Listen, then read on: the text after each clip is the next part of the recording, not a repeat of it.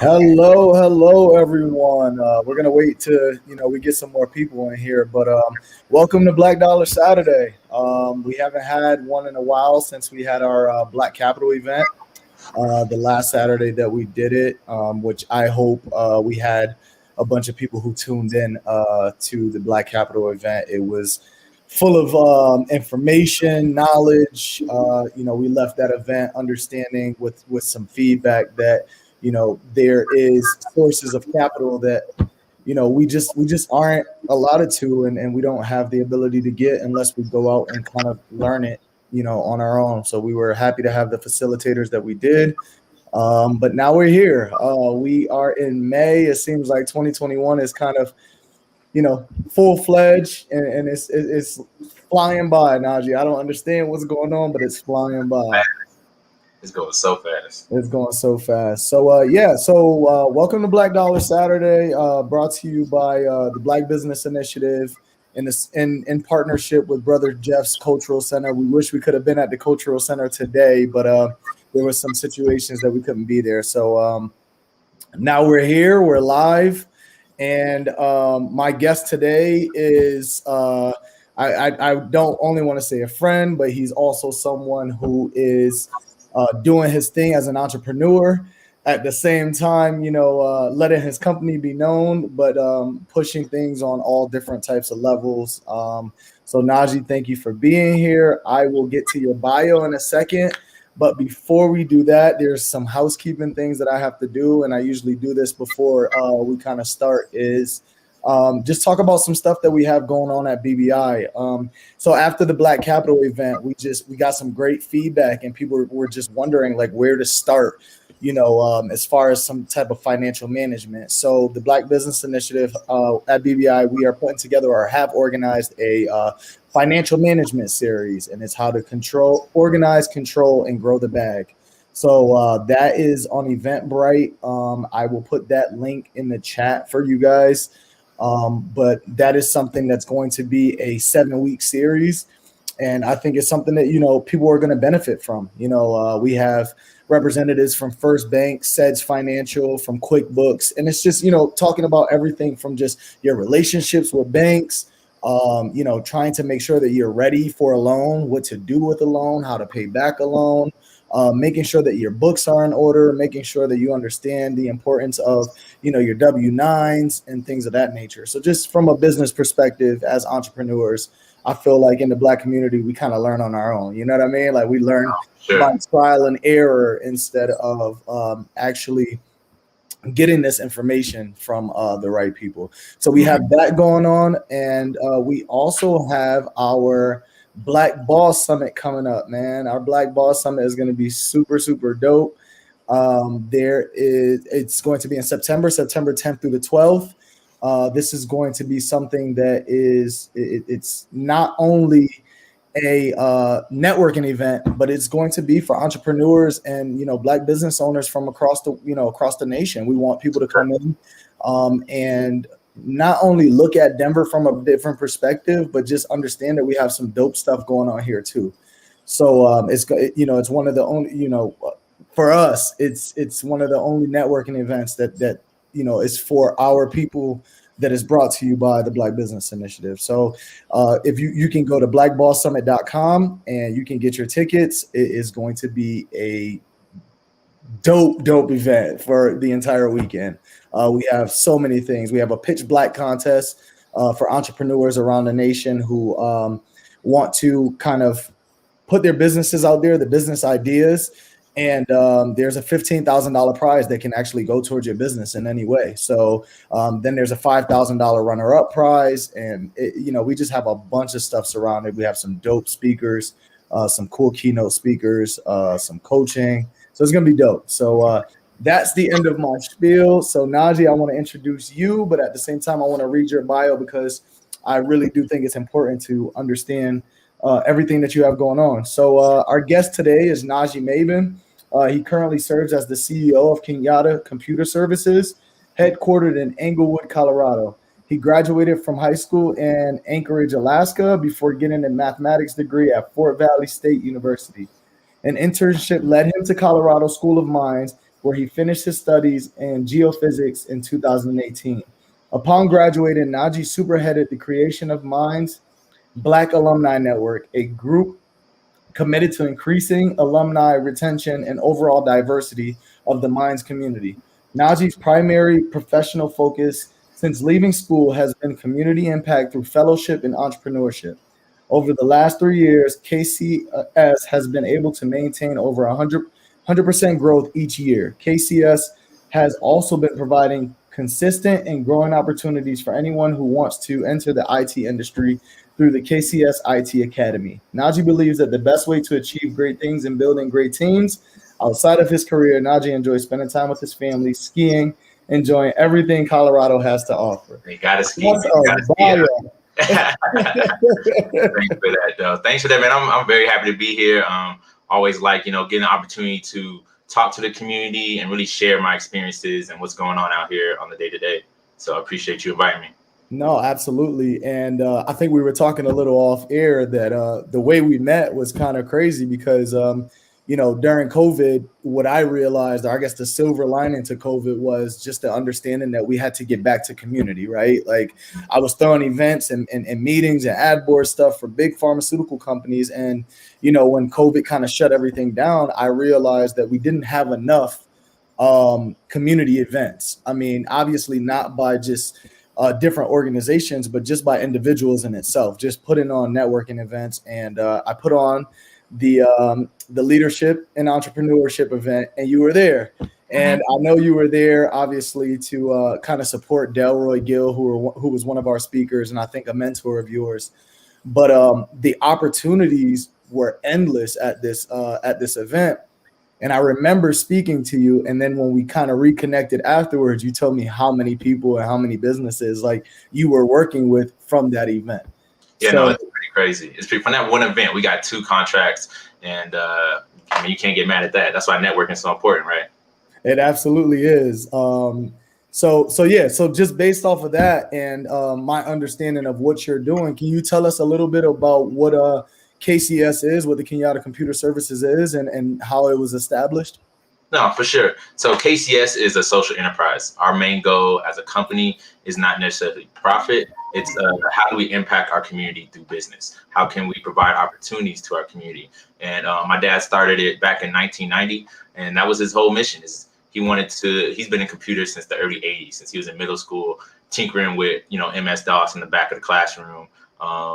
And so he really wanted to provide an opportunity for the community. So since 1990, he was in the military, and wherever he went and was stationed, whether it was Hawaii, Oklahoma, Alaska, Japan, Turkey, literally all across the world, he took the business with him and gave it as an opportunity to share, like, look at this industry. This is what we can do and take advantage of and really build something with. And then back in 2018 is when I decided to take over the company and really bring it to a big corporation. That's our goal. We really want to be an institution that our community can lean on. We want people to be able to, do business with our company and be able to service our community in a way where they're more technology advanced and things of that nature. So we're just real happy as KCS to really be able to provide this knowledge to our community.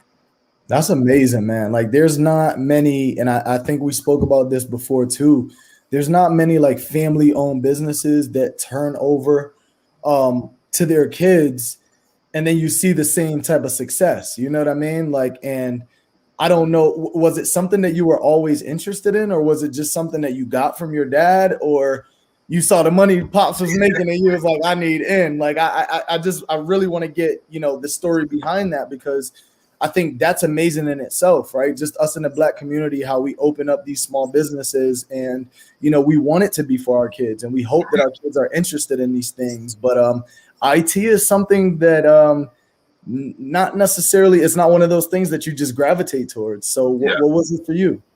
I think growing up, since I was always around them, I was always around computers, always around technology. I built my first computer in 8th grade. So I was always like had a knack for just being comfortable with computers. But my degrees, they're all very computer heavy. So you had to be comfortable, basically being in IT. And what happened was I graduated from School of Mines, and I was working for the government for 6 years. And once I graduated, I lost that position. And so, as most stories start, they start with a valley of despair somewhere, right? So you got to start with a little, chip on your shoulder somewhere. So what happened was I lost that job with the government, and I started, doing the job hunt and everything. And I started looking around, and I just didn't see any company that wanted to pay me my value. I value myself very well. I think anyone in the job market, anyone in business should value themselves highly, because if you don't, someone's not going to value yourselves as high as you can value yourself, And so I started talking to my dad, because at the time I was doing side projects with my dad. Whenever I was back home, even in college, I would, help him out with different projects, things of that nature. So I knew that it was a possibility for, me to jump in the business full time and really see what we can do with it. And so talked to my wife, who was my girlfriend at the time, and I asked her, like, should I go get a job or should I do this entrepreneurship full time? And she supported me fully. And that's the, a little kick in the butt I needed to really just dive in all the way and really take advantage of what we had in front of us. And so since then, I just been all in. That's amazing, man. Like I think we, as entrepreneurs, we start to look at things from a different realm, you know what I mean? Like back against the wall type of thing, like you said, having that chip on your shoulder, but at the same time, understanding that your business will only go as far as you want it to go. You know what I mean? Like the things that you put into it. So my question would be, understanding that your dad kind of pushed it towards a level, did you see growth in the IT space that nobody else kind of looked at? Because I'll be honest, I didn't. My first thing is never to look at, all right, so what's a black owned IT company look like? You know what I mean? Like, did you see a disparity? Did you see that there was very little capacity in the IT space for like a black owned IT company in the Denver area, or just nationwide? I think overall we were just very excited for the opportunity that is in the IT industry, because it's a forever growing industry. I tell people the IT industry is kind of like participating in utility. So you have gas, you got water, you got electricity. Those are the utilities we're used to talking about. But when you look at IT, we have that in every single building, in every single business, in every single residential area. You have IT. And that's where I really saw the market opportunity. I saw a unlimited market for us to be able to essentially come in and get our own slice. And then if I get a tiny slice, I'm happy with that, because it's a big pie, So, and I saw how we could really use our community and leverage all these different resources and really build something for people to have the opportunity. And that's, in business, if you don't have a reason why you're in business, it's not gonna succeed. Like, you can't just be in business to make money. It never succeeds when you're just in business to make money. So we decided to, just take it to where we could bring it to the corporation we're at today. That's amazing, man. For all of you guys just tuning in, I have Naji Mavin, CEO of Kenyatta Computer Services, that kind of does a lot more. I hate just saying computer services, because I feel like you do it all. We were talking about one of the contracts that you ended up getting with Millers and Rossi, which was actually the location that we held the event at. And I remember, when the owner reached out to me and was just like, look, we need this done, we need this done. And they had no idea that, certain IT companies can actually do more than just, work on wiring, work on different things. It's really an entire process. Can you speak to the to the process of let's say getting a business on track with their IT department? Yeah, the first thing we like to do is we like to audit a company. KCS, we like to kind of audit a company to see where their needs at, where their gaps at, when we're becoming the managed service provider. And by managed services, that means we're the third party IT department. So instead of having to hire some employees to be in your IT department, that's pretty expensive. When you hire somebody, you got taxes, you got benefits, you got a lot that come added to a $60,000 salary, when they can pay us a couple thousand a month with none of those strings attached and be able to get all the services. And so the business and the industry really loves MSPs, which is managed service providers right now, because we're so much cheaper than hiring, your own IT people. And so what we do is we come in, we audit the business, see where the gaps, where the needs are, where they out of date. A lot of companies, especially, within our community, they tend to be still using flash drives. They're not on the cloud. They're not, using the advantages to make their business more collaborative and easy to work with. And so a lot of our things, just doing that audit, doing that assessment, and really seeing where we can find a solution for them to get them to succeed best in their business. Yeah, I'm going to be honest with you. IT is not my space. I remember, we had audio visual guys. We had a team that kind of followed us around from event to event.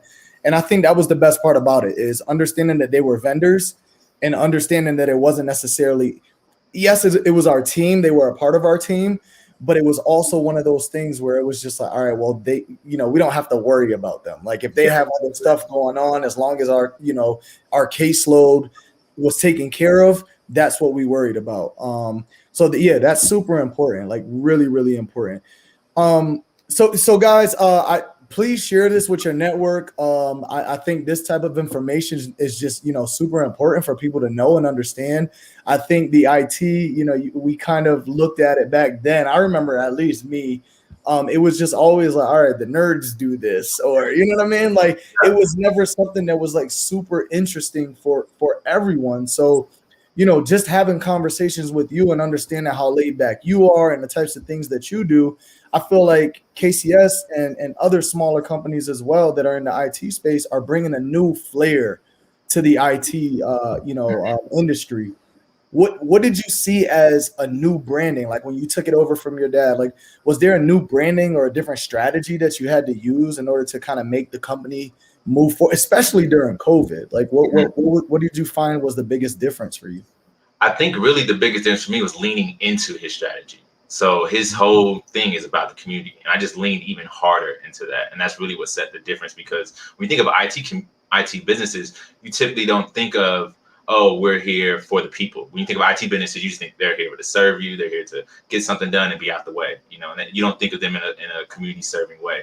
And so that's really what happens. I just leaned even farther into what his strategy was, and then just added, a little bit of updated business acumen and different things, and was able to really take that off, because that's really the differentiator from us and other IT companies is we are for the people at the end of the day. We pay our technicians above average with the market a lot of times because we know that we value our technicians, we value, the people that work for us. So we definitely just leaned heavy into that. And I think that worked out well during COVID because people were looking for help at the end of the day. And so when we had new technicians join us, I mean, they were very receptive to what we had to offer because we gave them opportunity to learn a new trade. They were able to learn, things they might never had access to before coming across KCS. So leaning into the community has been probably our biggest benefit.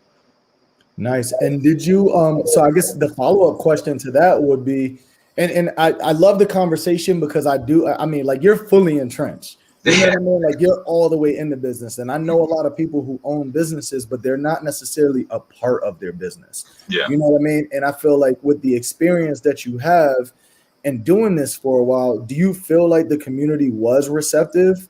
And, how supportive was the community in the sense of like backing you or, kind of giving you the feedback that you needed to push your business to the next level?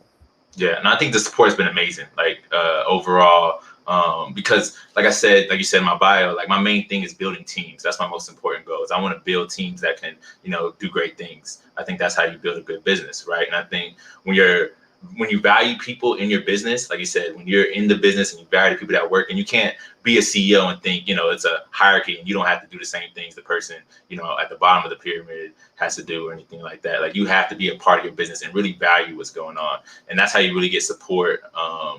Like you said, good energy, good vibes goes a long way. You know what I mean? And we really stand by that. A lot of people that work for us, we really, our culture that we build is good energy, good vibes. And, 75-80% of our company is primarily Black, and so it makes it easier for people to come to work and feel like they're valued. They enjoy coming to work. They don't have to code switch as much. You know what I mean? And when the community sees that from outside, they're getting reviews. I was on Brother Jeff's podcast a couple of weeks ago, and Theo Wilson, he spoke about his time in the IT Academy, and you can see the community just seeing that excitement from the people that have been involved with KCS, and it's been great support. I have no complaints there.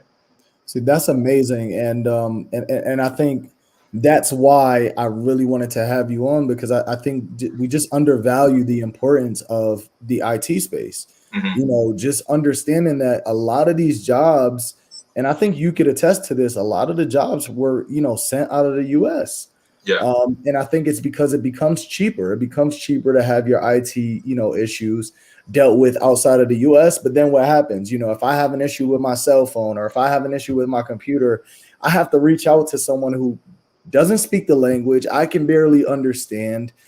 They can't walk me through, what I need them to walk me through. It's really hard. Mm-hmm. You know what I mean? So I think that's the belief that people get when they think about IT, right? They're just like, oh yeah, like I said, this nerd or this person or this, someone who's not from the US. So I think it's, you guys are changing the narrative as well. Like, not only am I, from the community and of the community, I look like you.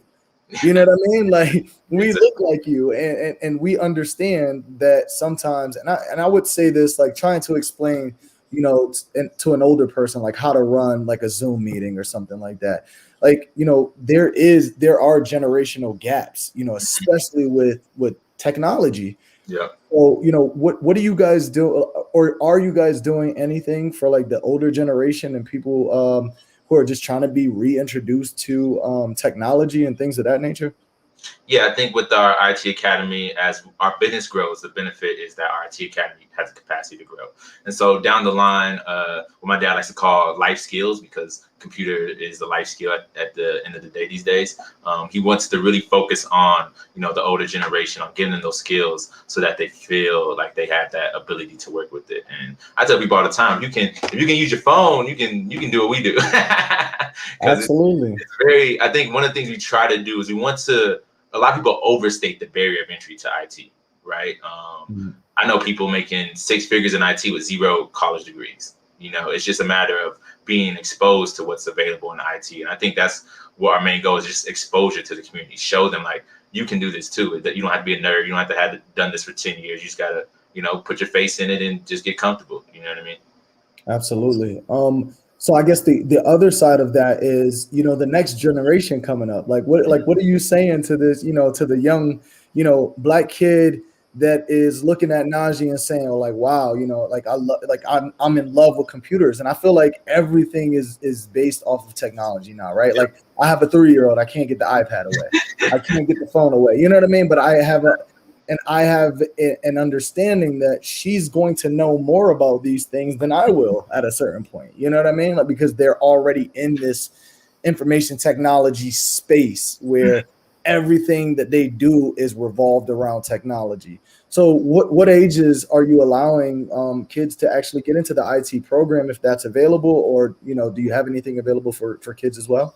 Right now, we don't have the structure built, but we do have plans to get, high schoolers, middle schoolers more involved into the IT Academy, especially at the high school level. You can literally go out here, learn, a language like SQL or Python, or, learn some of these platforms such as the GCP, Google Cloud Platform, Azure, AWS. You can learn these platforms of different data technologies, and you can literally start getting contracts, before you're even 18. A lot of people out here are getting contracts at a young age and they're just taking off, like no college or anything. So we really want to expose people that college is a route. Like, I went to college, it's a good route, but a trade, a skill is really invaluable because you're always able to be employed. And so that's one thing we try to share to the youth.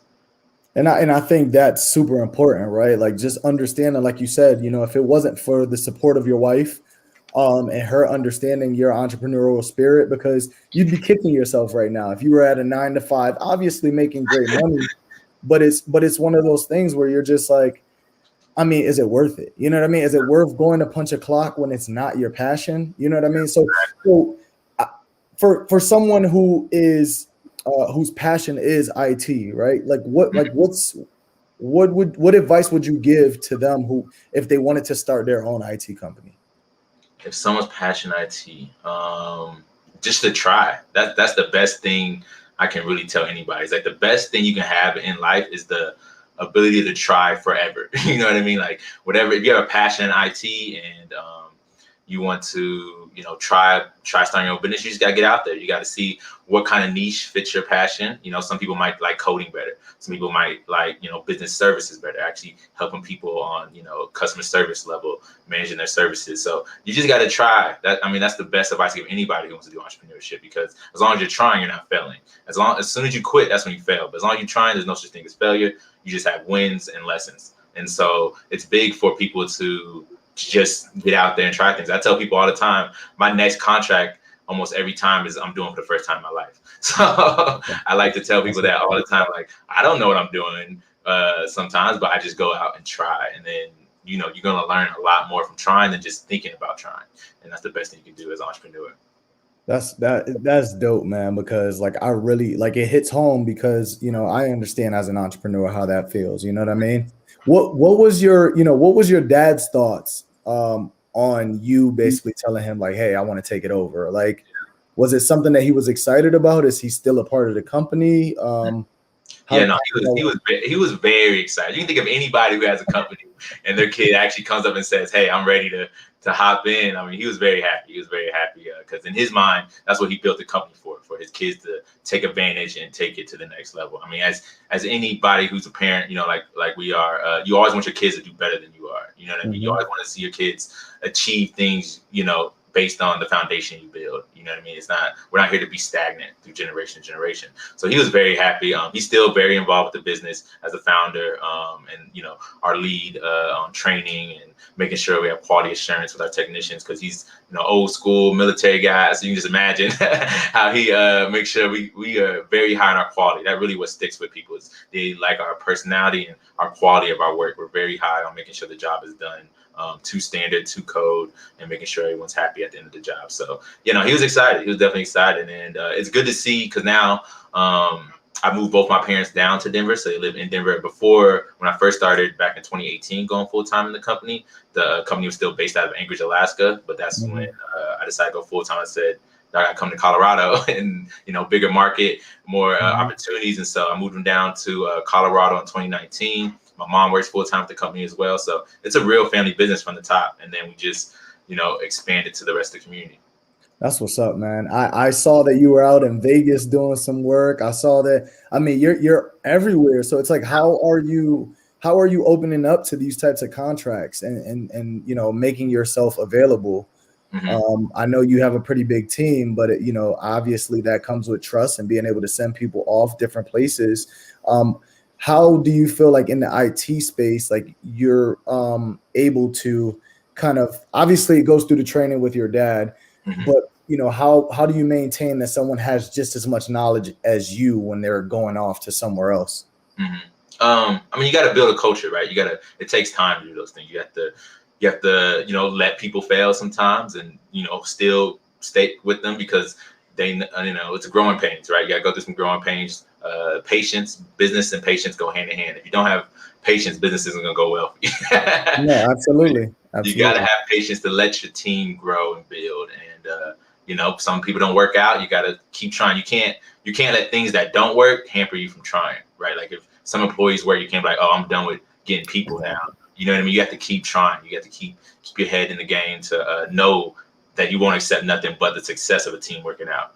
And I think a lot of, like you said, we are able to use a pretty big team right now. And so we got project managers in Dallas, Georgia, Houston, and Alaska. We got project managers. We got technicians from coast to coast, from Alaska to Georgia, technicians sprinkled all across the country. And we're just able to get them to go and get contracts all around the globe, hopefully. So.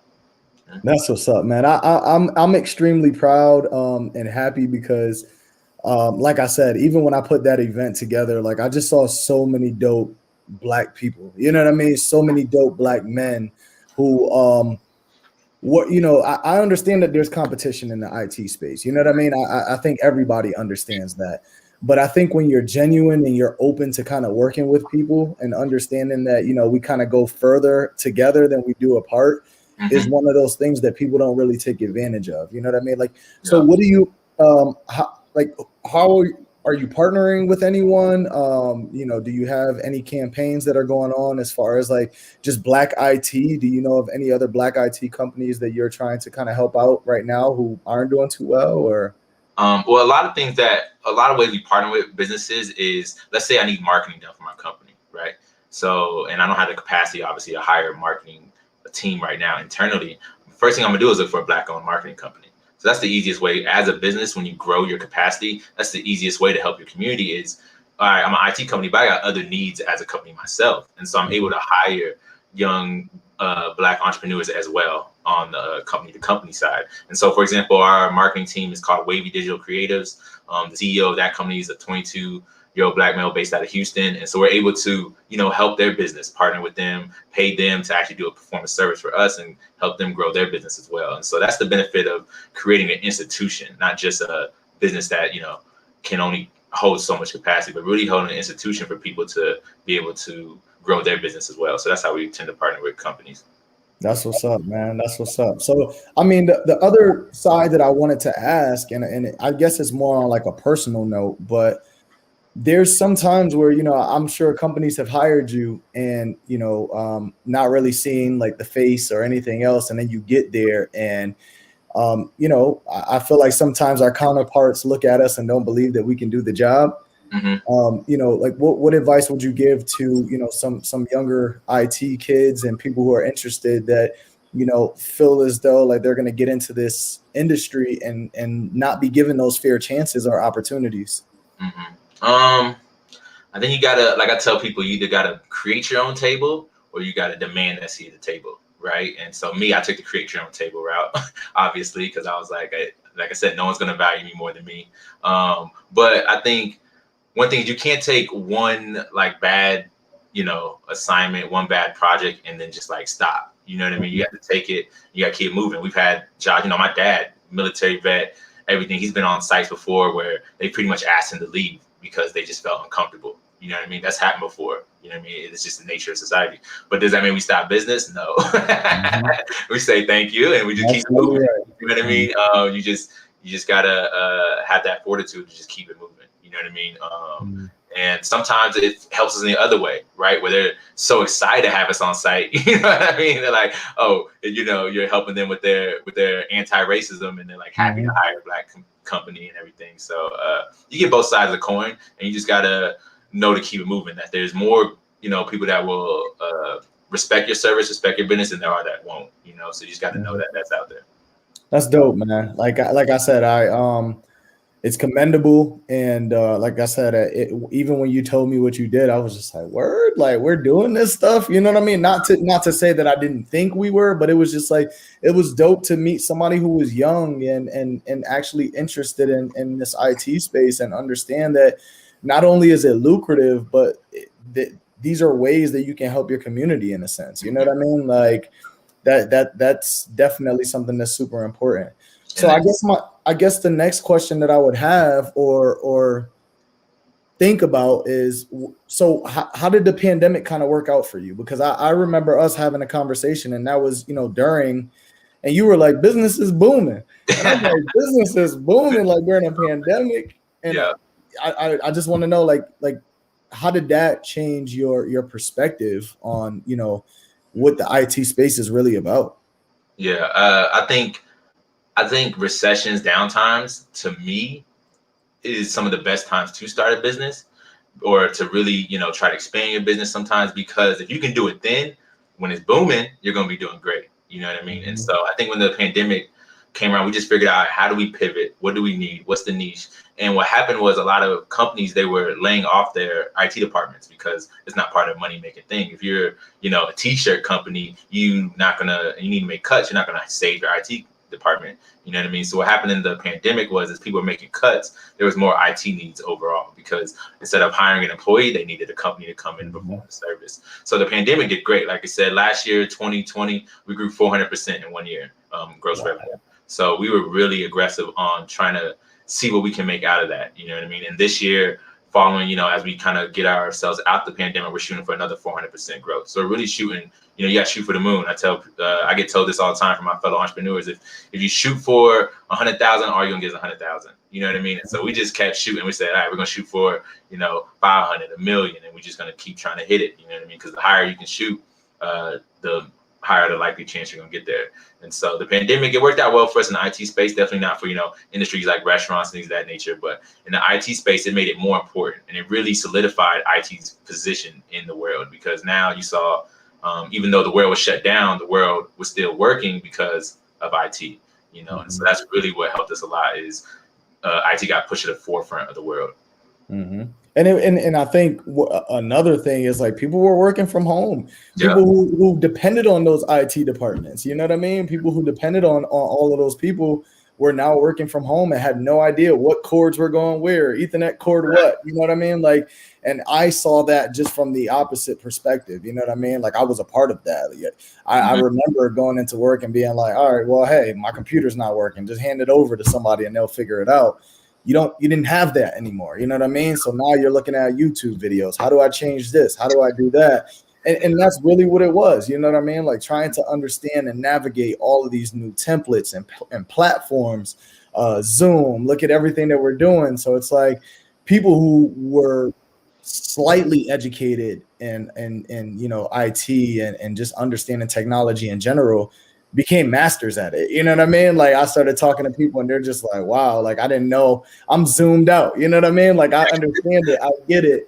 Yeah. But so how do you see the future of IT?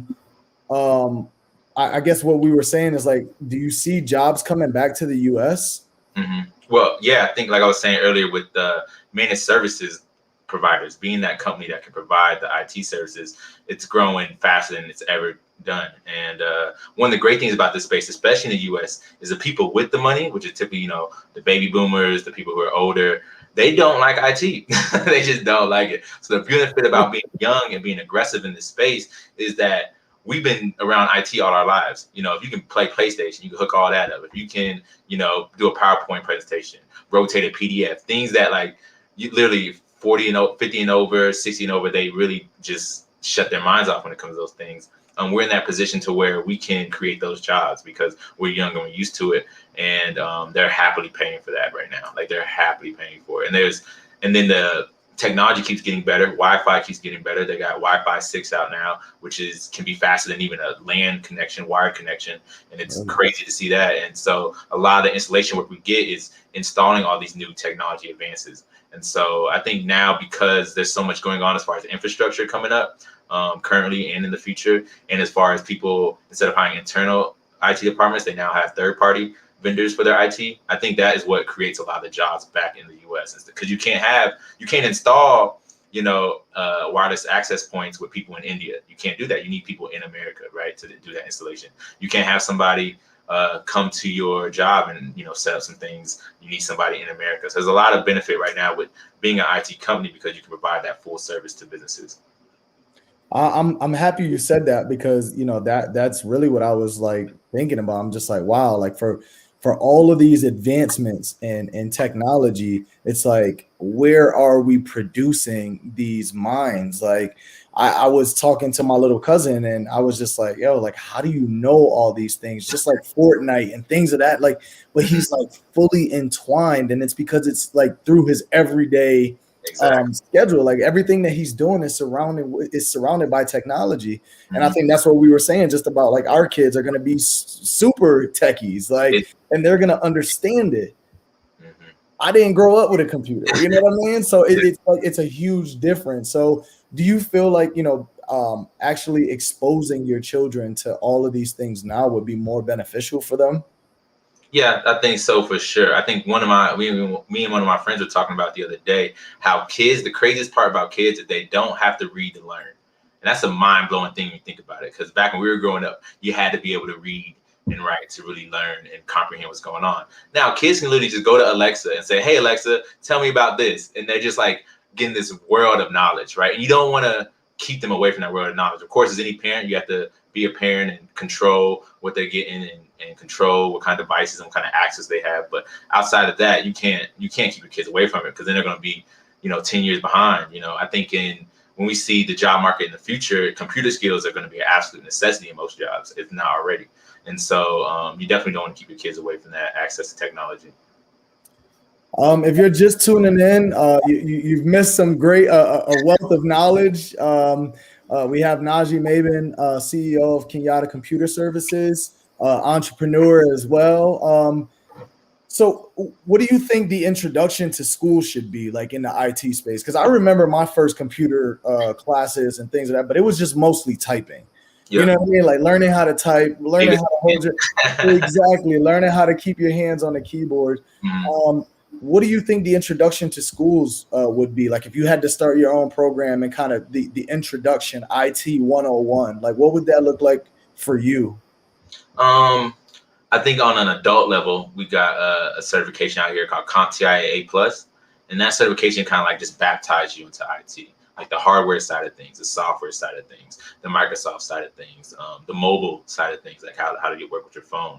I think on a scholastic, more educational, like for kids, introducing them to coding, logical processes is nice because then they can understand how all this is really working. Mhm. Because when you turn the light switch on, you don't know how it's working, but Exactly. when you know how it's working, you make a lot more money. So just understanding that there's so much possible to be done with IT right now. I mean, you got the Internet of Things, which is a big thing right now, IoT. Things like all these smart devices we have in our house that just adding on to this internet package that we have. So I think really giving people that exposure to show how wide of the world of IT is, I think will give people a good start. Because when people think of IT, some people only think of coding, or some people only think of come set up my computer, and they don't realize how vast this world really is. And I think just having exposure, like IT 101, it's just nothing but here's the world of IT, will give a lot to see. Oh, I kind of like that. Oh, I play on my phone already. Might as well become an app developer. Things like that get people excited because they use these things every day. It's just a matter of how do they get involved in the creation of these things. No, absolutely, man. And I'm glad you touched on that point that, IT is it's such a vast, and I didn't even know, you know what I mean? Like I did my research knowing that I was going to have you on, right? But it's like, that's not something that you normally go and check out, right? Like what industries, like how wide and vast are industries? Yeah. And then you look at the IT space and it's like, oh, wow, this is a part of IT. Oh, Yeah. wow, this is a part of IT. There's nothing really sexy about it. If that's, if that, like, sometimes you look at industries and it's just like, oh, I like that. Like that, Yeah. that's gonna blow. Like IT has always been just that, in the back of the office, downstairs in the basement, something like that, to where it's like, ghost on site. exactly. Yeah. So it's like, we have to bring that back to the, forefront and actually look at companies like your own and kind of boost those and put those in the forefront and say, hey, look, this is cool. This is what people are doing. I would love for any of you guys that have any questions to please put them in the chat. Naji's actually here to answer some questions as well. So, he's more than happy to answer anybody's questions in the IT space or just as an entrepreneur in itself. You know what I mean? If you have any questions, please ask. I will definitely relay the message. In the meantime, do you have anything else going on outside of the actual business? Are you doing anything else? Yeah, always doing something. Always doing something. I tell people there's always something for me to do, obviously. Mm-hmm. But yeah, outside the business, I do a lot with the School of Mines here in Colorado. Colorado School of Mines is one of the best engineering schools in the country. And I realized since I graduated from there and while I was there, how big of a gap there is between the School of Mines and the Black community of Colorado, right? Like if I go to DSST in Green Valley, kids want to go to Stanford. They want to go to, Yale. They want to go to MIT. All these great schools across the country, but most of them don't mention Colorado School of Mines, which is down the street, in-state tuition. And we're trying to bridge that gap on the marketing and really try to get more diversity there on campus because the resources we have at Colorado School of Mines they're just crazy, and there's not that many people. In the whole lifetime of Colorado School of Mines, there's only been 30,000 graduates in the whole entire 100+ years, and there's still so many resources because of how great in the industries the school tends to be. And so we really want to open that resource to the community more and more and show that you can go here and get access to these resources. That's what's up, man. I heard about Colorado School of Mines, Maurice Dukes. I had an investment opportunity with him, and just the conversation that I had with him, I didn't realize, like how much or how prestigious, the school was. Mm-hmm. And I think it just doesn't, like you said, there's no capacity. So you just don't understand. So now, are you the face of that, or what are you doing with that? How are you promoting this?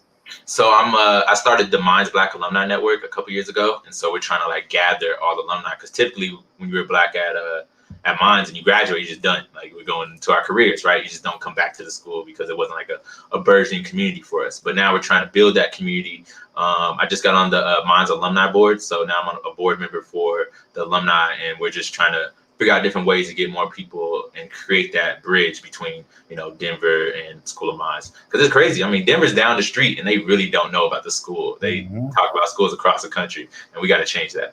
Absolutely, man. And what I would like to say on that is congratulations, one. And I think you're doing a service to the Denver community. You know what I mean? Like, just understanding, like, that's going to be a pipeline for young Black kids who, are interested in IT, are interested in engineering and things like that, because it is a prestigious school. So we have a couple questions. Okay. One right here was, do you collaborate with nonprofits? Oh, yeah, for sure. We love nonprofits. We love, doing business with nonprofits. We love when people send us, potential technicians from nonprofits. We love working with nonprofits for sure.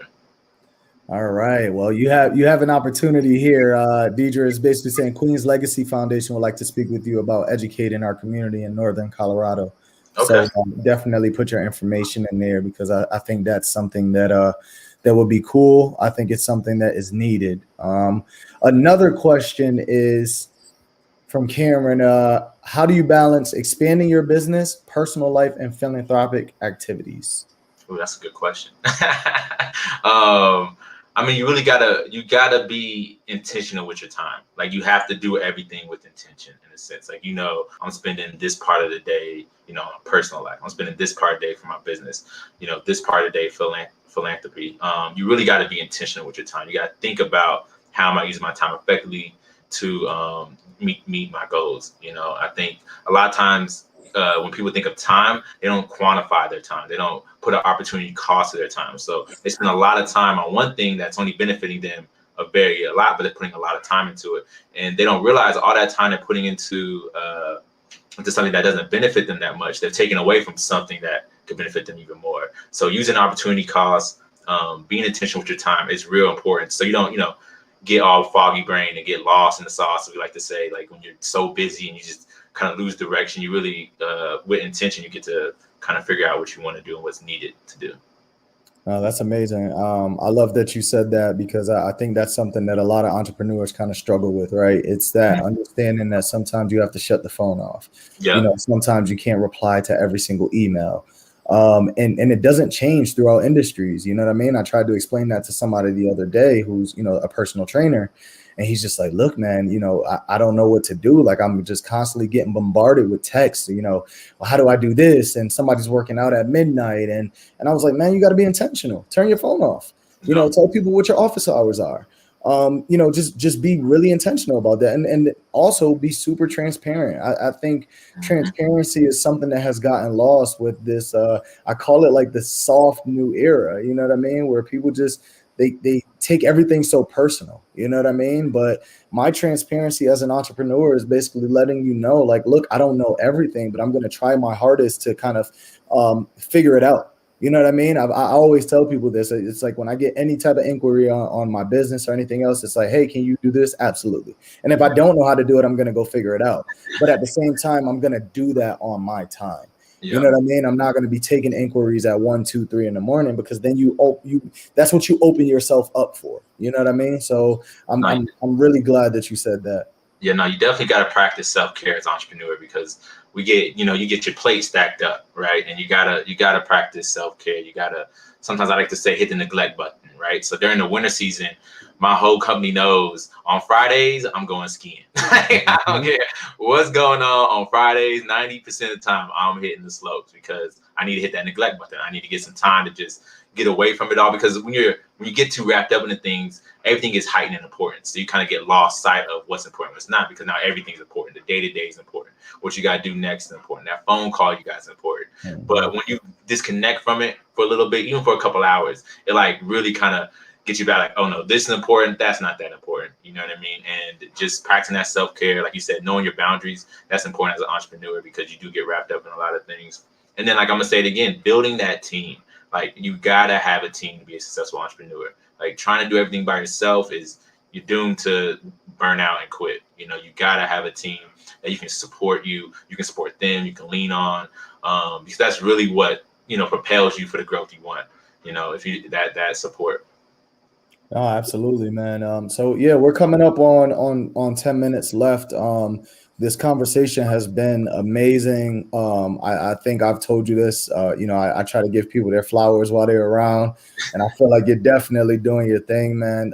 So what else does or do you have going on with as far as the company? Is there anything that you'd like to shout out, or some team members that you'd like to shout out for doing a good job? We just recently expanded into Dallas pretty heavy, and I got a project manager out there who's been kicking butt. And so, for example, I just met my project manager back in October of last year. And since October of last year, we probably brought in, 200,000 worth of revenue just between us two, just working hard and putting our heads down, doing projects all across here, Dallas, and even in Vegas. That's why I was in Vegas for the other week, starting off a project. Really want to shout out to my parents, of course, because without them, none of this is possible. At the beginning of 2020, before the pandemic hit, my team was literally just me and my parents. Like outside of our technician base, as far as the business administration goes, it was just me and my parents in this office here. We got 3 desks at my house, and we just we're in here just trying to figure out what we're doing as we try to grow our capacity. Because in a business, the hardest thing to do is to make that leap, make that next jump. We can all go out here, get an LLC, and go make $10,000. That's doable for 99% of entrepreneurs, right? How do you go make 100,000? How do you go make $1 million? How do you go make 10 million? Like those jumps is where like that hard work, that faith you got to have in yourself, like really kicks in. And so it was me and my parents in here at the beginning, and then the pandemic hit, and we just kept our head down and kept working and grinding and building to where we at today. And so it's really good to see how the work, what I call compound decision making, like the work you put in a year ago, that day you stayed up until midnight doing something, impacted the work you got today. That compound decision making, seeing that was real powerful in 2020 through a pandemic. That's amazing, man. For those of you guys who are just tuning in, catching us at the tail end, we have Naji Mavin from Kenyatta Computer Services, CEO, Black-owned business, family-owned business, and I think that is, dude, like that's so cool, man. Just knowing that, just sometimes business kind of breaks up families, and I say that with clear intention because I see how business and money and everything else can kind of split people up, especially family. So for you guys to be doing this and understanding like what the overall goal is, but like you said, understanding that you have to have the right team around you. If anyone was interested in working for KCS, what would they do, or what would they have to do? What are the prerequisites? The beautiful part about our company, you can know nothing and come work for us. Like, cause like my dad really, he loves taking people who know nothing and like building them up to, enjoy this industry, enjoy this career field. And so there's no prerequisites needed to be involved with KCS. You can email us at info@kcsbus.com with any inquiries you have as far as working with us or learning more about the IT industry. But yeah, there's no prerequisites needed. We're always looking for more people to be involved, especially because we do contract work a lot. So it can be, you don't have to be a W-2 employee to work for us. You can just come in for a project if you want to see if you like it and things of that nature. So yeah, anyone's available. It's open to anybody. Yeah, make sure you put that in the chat. You can. I think you can put that in the chat because I think it's super important for people to be able to contact you, not only you but your team as well. I think you can just go right into the comments and do it if it lets you. Yeah, it won't let me. You can throw that email into there for them. All right, cool. Yep. But yeah, no, anyone can definitely come with KCS. I think by the end of the year, my goal is to increase our capacity for W-2 employees. So that'll be our goal is to just increase that capacity so we can have double-digit employment. That's amazing, man. Like so what I guess my final question, or one of my final questions, if anyone else has any questions, please feel free to jump in and ask. I guess what I really wanted to know is, I found this here. It's info. You have it as info and not yeah, that's the website, and then the info email where they can email us. All right, cool. I'm gonna put this in here as well. There you go. So I have the info at kcsbus.com. Yep.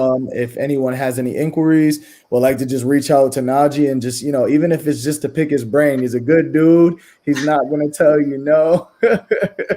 And, it's just one of those things. I really just want to, I want to show my appreciation, man, because I asked you last minute to jump on here and you were all for it, because I guess we do really understand and know that, for us, just the Black community in itself, the IT space has been one of those things that, I'm not sure if it's something that people were really even interested in. And now, just the understanding of you, being around some of your team the other day and listening to some of them speak and how interested in they are, just understanding that this is something for the future, you know what I mean? And I would love for kids to, watch something like this and be inspired, you know what I mean? Because obviously you're doing well, you know what I mean? So yeah, definitely not hurt. But I think the beautiful part about it is just the exposure, right? 'Cause people just need to see us up here talking about IT. They just need to see, when we come in on site and they see, us with our shirts on and they look like them. Kids just need to have that exposure, and it's everything. Because once you see it, you believe it, and it's just that simple. And so we're happy to always increase exposure. Like I'll never say no to someone really if I got the time to, share more knowledge about the IT and entrepreneurship in general, because I'm very passionate about both. Looks like your dad is on here. He wanted to show some stuff. Here it is right here. Sure. So yeah, man. I like I said, I really wanted. You owe me some merch too. I think I was promised a polo or something like that. Yeah, I'm gonna get these out. But no, I definitely think you're right. It's just the exposure. Just making sure people understand, they see it, and then like I said, seeing somebody like you, and understanding like, wow, he's my color. He's this, he's that, but at the same time, this is what he's doing. Like, it's super inspiring. You know what I mean? So, thank you for what you're doing. If anyone, so yeah, we have, I guess, classes are beginning in June. So if anyone's interested, please reach out, because, especially if you don't need any prerequisites, I know people are hurting right now as far as like unemployment numbers going up. It's definitely one of those things that if you can reach out and join an industry that is on the up and up, and I think within the next few years, it's super gonna, it's gonna boom. And especially in our space, in these Black communities that are starting these or opening up these new buildings and everything else, those are going to be huge, and they're going to be tech places. You know what I mean? So especially in Denver, I think a lot of businesses in the tech space are coming to Denver. So no, definitely. And I think, even to put in perspective, I've never heard someone join the IT industry and regret joining the IT industry. Never in my life. Never in my life. Never in my life. So yeah, it's here for everybody. So yeah, man, that's what's up. Naji Mavin, again, CEO of Kenyatta Computer Services. They do way more than that.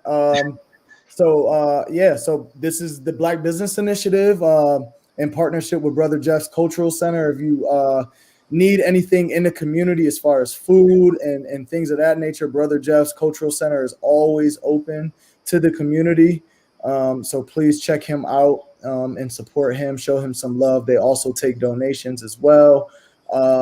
We're doing this. So this is CTN Media. This is, we're trying to change the narrative. And I think we only can tell our stories. We're the only people that can tell our stories. So, I appreciate you again, Naji, for being here. And if you want to close out with anything, here's your stage. Yeah, no, I appreciate you having me, man. This is great. I just think overall, I just want people to, I think one thing I tell people when it comes to business, when it comes to entrepreneurship, I read this book at the end of last year, beginning this year, called Start With Why. And I think a lot of things that we get wrapped up in what we're doing, we don't know why we're doing certain things.